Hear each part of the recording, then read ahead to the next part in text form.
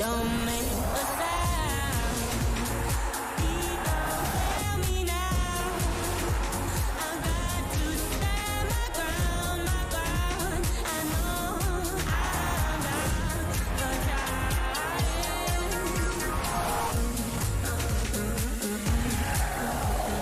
Please don't fail me now.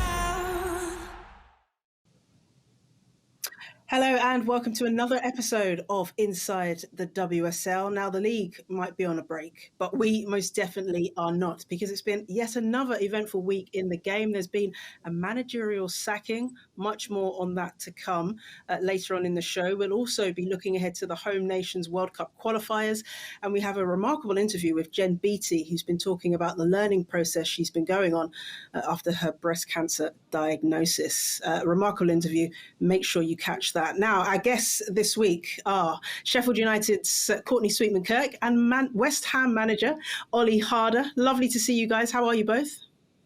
Great, good to be here. Very well, thank you. Good, lovely to have you. Only one place to start, Ollie. You must be cracking open the champagne during this international break, because you've really turned around West Ham's results on a 5-match unbeaten run. How have you managed it? What magic have you been using? No magic. I'm not a magician. Just a bit of hard work and good recruitment.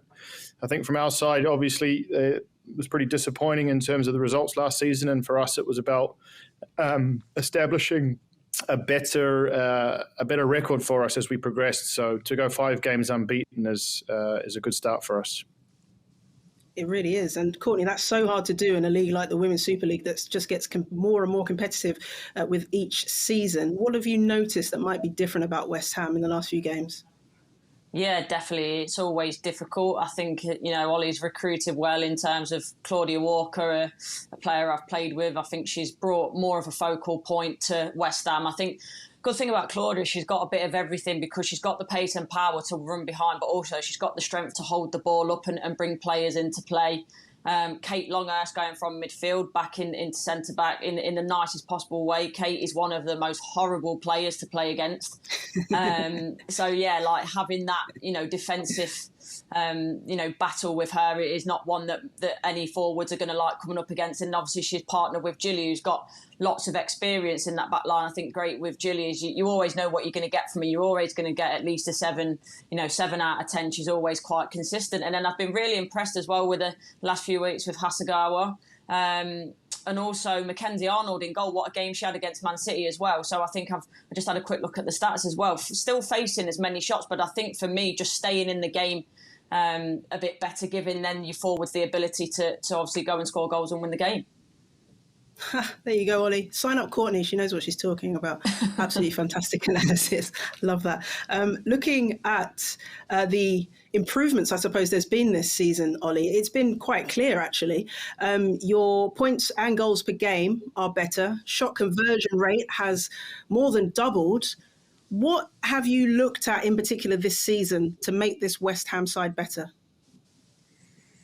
No, I think when we look at those stats, they're obviously interesting, but there are a few things for us in regards to the way that we're playing, the way that we're approaching the game. It's quite similar. It's just a case of our execution is a lot better.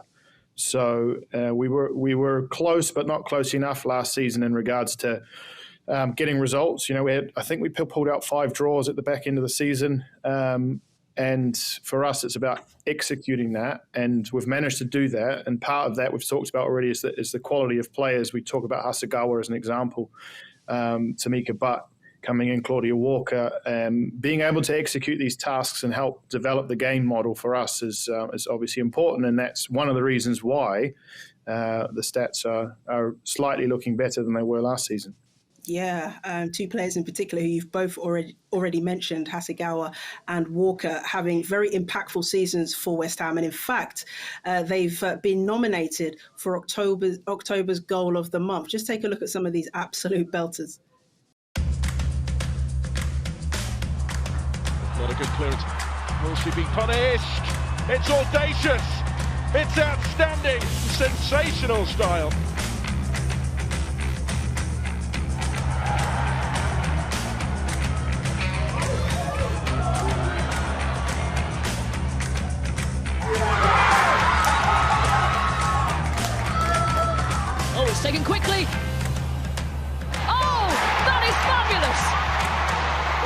incredible goal!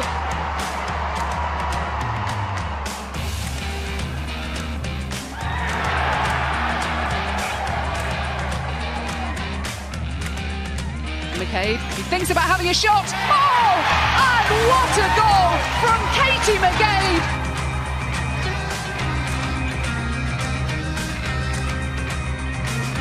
Oh, what a strike from Frida Marnham! That is simply outstanding!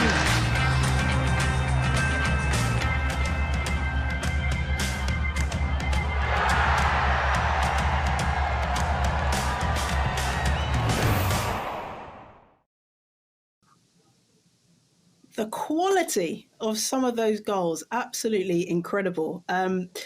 Courtney, I'll start with you on that because Claudia Walker there, who we saw, scored a fantastic goal. You've played against her before with her.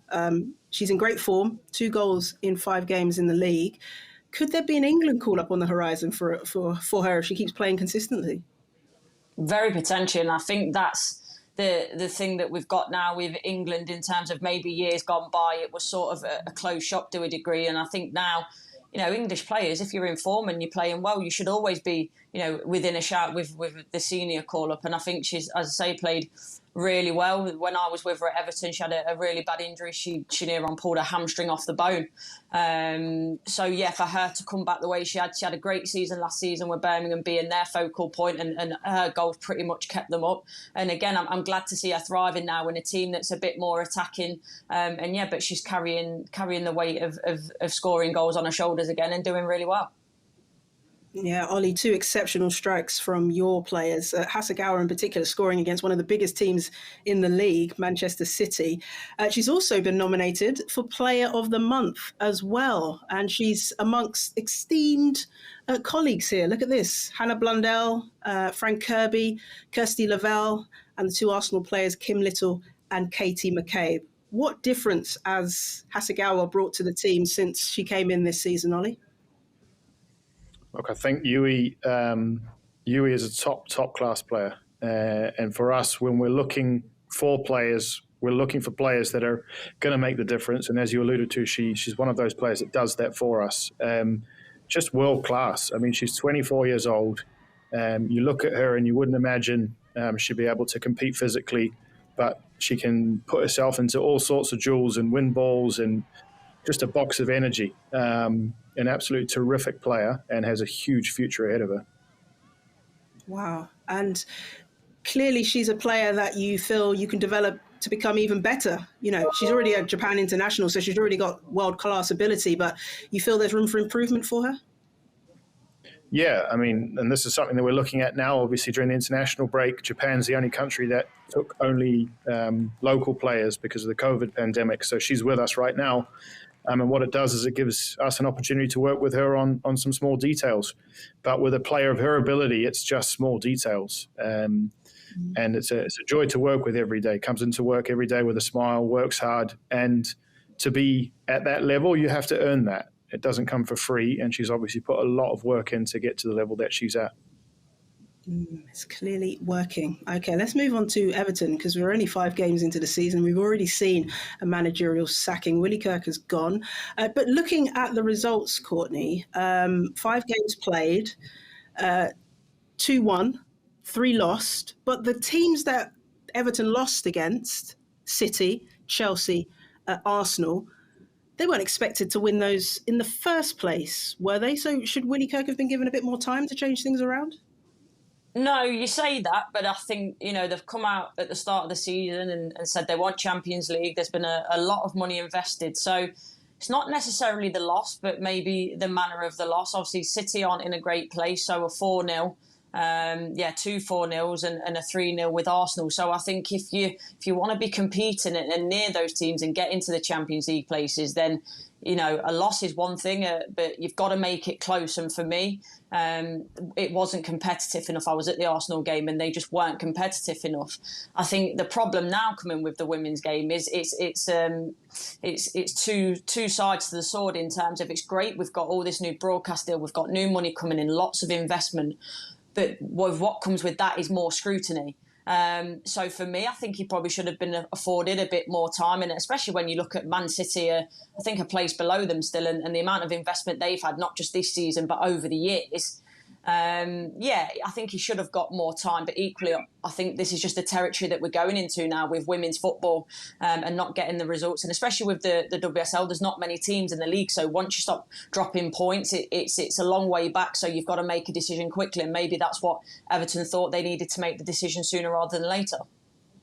Yeah, good point. And I think, if we look at the comparison to where Everton are now in comparison to where they were last season, they are facing more shots per game and conceding more.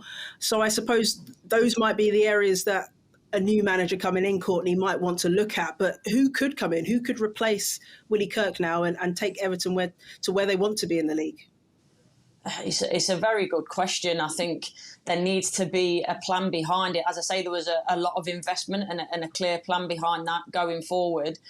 So I think whatever the new candidate that comes in, they've got to fit into the ethos and what Everton want going forward. Because as I say, the men's side have invested a lot with the women, and also in the transfer window as well. They might want to bolster the squad. But to be honest, I'm not sure. I know there's been a few names mentioned, but I don't think for me at the moment there's anyone that really stands out is going to take it, because I do think it was a bit of a shock. But I think they've got very good players. And as I say, at Finch Farm and the resources they've got everything there. So it's going to be a big job, don't get me wrong, but I think it'll be an exciting job for whoever comes in to take it. We will keep our eyes peeled here on Inside the Women's Super League. Now, after the break, we'll be hearing from Arsenal's Jen Beattie. She wants to raise awareness about breast cancer after her recent diagnosis. Listen to this. When I came to work or when I came to football, I felt normal. It was when I went home and would talk to friends or they would check in that you kind of are reminded, I guess, of the health implications that you're maybe going through. But for me, like the teammates and staff and club, like I can't thank them enough for the support that they gave me, and it definitely got me through it.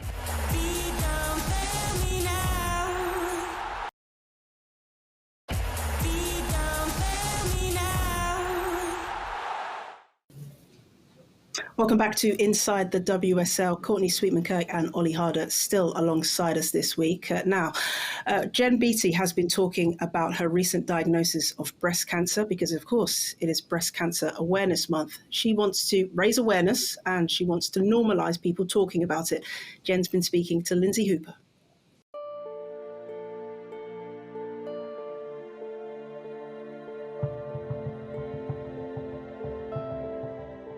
I have friends that work within the NHS, and they were relaying information to me that the number of cancers being actually diagnosed had fallen massively throughout 2020 and the pandemic, because people naturally felt anxious going in to get checked. And so that for me was alarm bells, kind of saying that, okay, now I have to use whatever football platform can put you on to raise awareness and just to normalise the conversation, because I think we shy away from tough topics and tough times but when people actually come together and talk about difficult things, it can be made a lot easier. When things are found earlier, the process is still horrible. Like when you're having symptoms of anything, you never ever think it's going to be that diagnosis until it actually happens.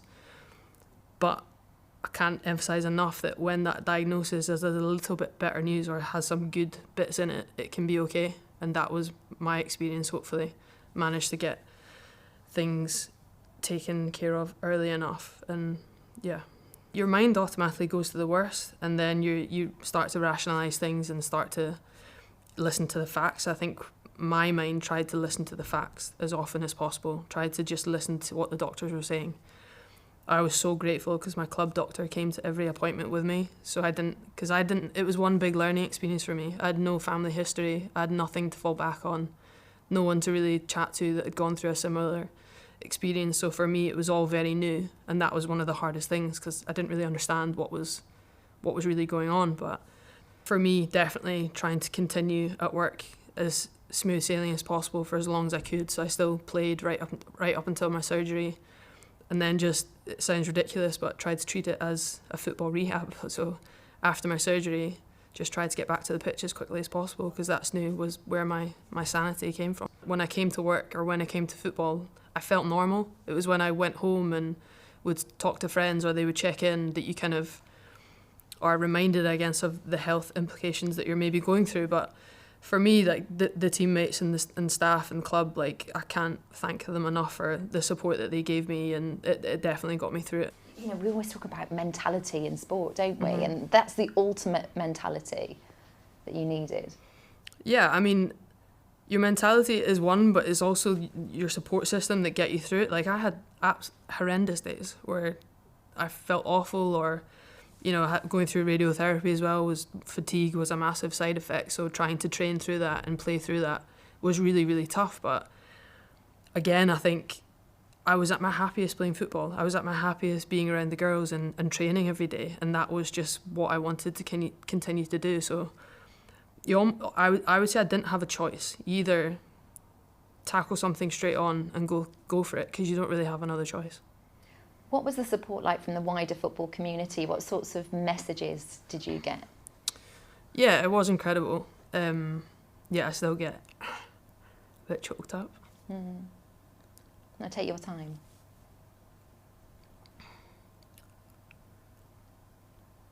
We played Man City, obviously, my old club, and of course, when I'm in an Arsenal shirt, I want to play for Arsenal and win trophies and win. But I think what I'm trying to say is the football community came before everything. At that point, the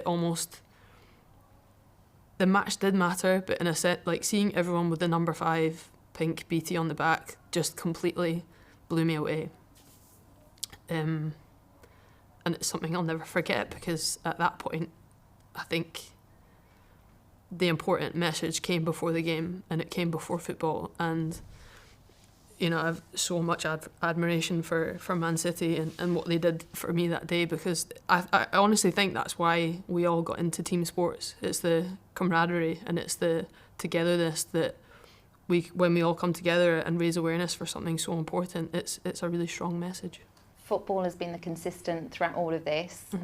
It's why we wanted to talk about it, and now everyone's wanting to know, how are you now? I'm good. I'm really good.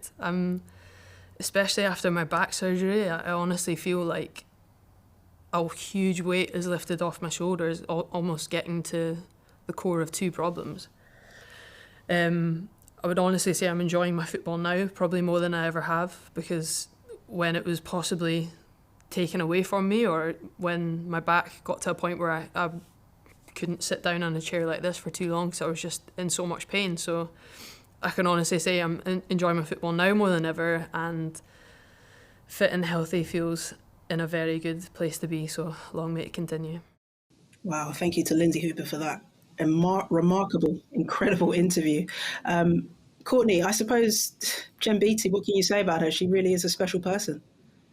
Yeah, absolutely incredible. Obviously, we think about her as a player, but what she's been through as a person is unbelievable, and to show that strength of person and character is fantastic. And again, going one step further and trying to use her platform to help other people as well. So what she's been through is it's so much for anyone to deal with. But the fact she's trying to get some good out of that and use her platform for breast cancer awareness is fantastic for her. It's a powerful gesture, wasn't it, Ollie, from the Man City club players to wear her number, her name on the back of their shirts like that. Yeah, I mean, look, like was alluded to, just the community, the football community coming together there, and a really special gesture.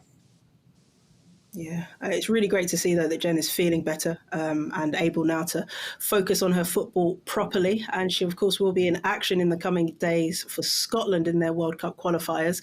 They go and play Hungary. 2 wins from 2 so far, Courtney, for that Scotland team. They've already beaten Hungary, actually, in the World Cup qualifier. So they'll feel pretty confident, won't they? Yeah, without a doubt. When you face a team that you've already beaten, you have those good memories. So they'll go into that full of confidence. Obviously, they've got fantastic players throughout the squad, and just looking, obviously, to carry on the momentum with their campaign. Yeah, England and Northern Ireland will go head-to-head as well. Wales travel to Slovenia. And actually, let's get a bit more from Northern Ireland now, because they will be taking on England at Wembley, the home of football, on Saturday. Cara Hamilton has been speaking to the media, and she says the team has more momentum behind them than ever before.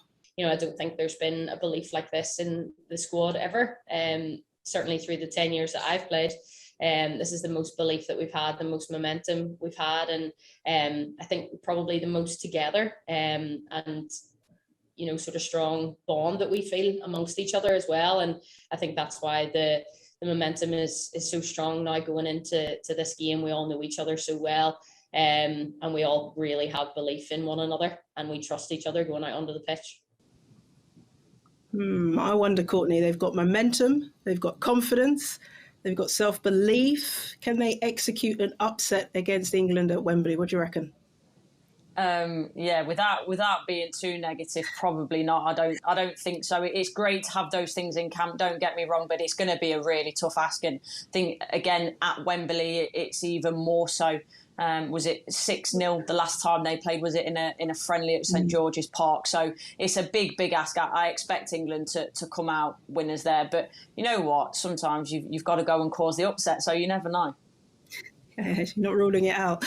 Now, I mentioned Wales, didn't I? They travelled to Slovenia for their World Cup qualifier. Now, the FA of Wales and the Welsh Government have come together. They've teamed up to help fight online abuse aimed at women and girls. Just take a look at this video and some of the things that have been written about female footballers. Good and women's football should not be in the same sentence. Actually, you've just put them both in the same sentence, so that's on you. Get back to the kitchen! Well, it's not the first time I've heard that. I'll stick to football and you can go in the kitchen. Women should not be involved in men's football. Football is not a male thing. It doesn't really matter what sex you are. If you know about football, you know about football. That match, but it was out of context if I just gave it to you. Is it Weight Watchers' second team? Wow. Oh, wow. Oh my God, someone said this. People have feelings. Whoever wrote this tweet, I think you need to relook at it and probably apologise because it's disgusting. It's not big, it's not smart, it's not funny. It crosses the line of bullying, and I really think you need to have a look at yourself because you could potentially really hurt someone. Wow. Ollie, as a man working in the women's game, I'm sure you've heard and seen some of the stuff that your players have been subjected to. Is it getting worse? Is it getting better, do you think? What's your thoughts on it? It's a tough one. It's the exposure that we're getting now is only highlighting the problem more. I think the problem's always been there. And now because of the fact that the game is getting bigger, we're starting to see more and more of these types of things. And it's really unfortunate because it doesn't matter male, female, or however you identify yourself. If you're involved in football, you shouldn't be subjected to something like that. So, as I always say, Twitter's not a real place, which is why I'm not on it. So stay away from Twitter, kids. Yeah. Do you tell that to your players? Do you tell them to keep off Twitter and Instagram and other social media platforms? Well, it makes me sound old when I do. I'm only 35. I can't lecture them on what to do, but I think it's more about just sort of making sure you think you're cautious about what you're looking at and taking a lot of these things with a pinch of salt, because it's very easy to make comments online. A lot of these things you would imagine wouldn't be said face to face. So I tried to encourage them not to, but they are young and they will go on Twitter and Facebook and Instagram. So yeah, it is. It's what the cool kids are doing, Ollie. Now, alongside that video, the FAW and the Welsh Government have created educational resources for primary and secondary school children to help tackle online hate. Brilliant campaign. Now, we've got some great games in the WSL coming up in November. Once we're through with this international break, they will be live on Sky Sports, including Manchester City against Chelsea. That's sure to be a cracker. And our first game of the month of November is your team, Ollie, heading to North London to face Arsenal. I suppose the question is, can you succeed where every other manager has failed so far in the league, and beat them? Sure, why not? I mean, it's a game of football. Simple. I mean, put the ball in the goal more than they do. So they've obviously had a fantastic start. Full credit to the manager. I think they've been on fire in the league, and for us, it's about approaching it in the same manner that we always do, which is without fear. Going there, looking to execute and take the moments when we can. So we had success against Man City. Didn't have to punch one in to win either, so I was quite pleased with that. So hopefully we can replicate that against Arsenal as well. But you never know. Cheeky little mention to that Spurs goal. Courtney, what do you think? Can a team like West Ham disrupt Arsenal? At least, do you feel? How do you feel that match is going to go?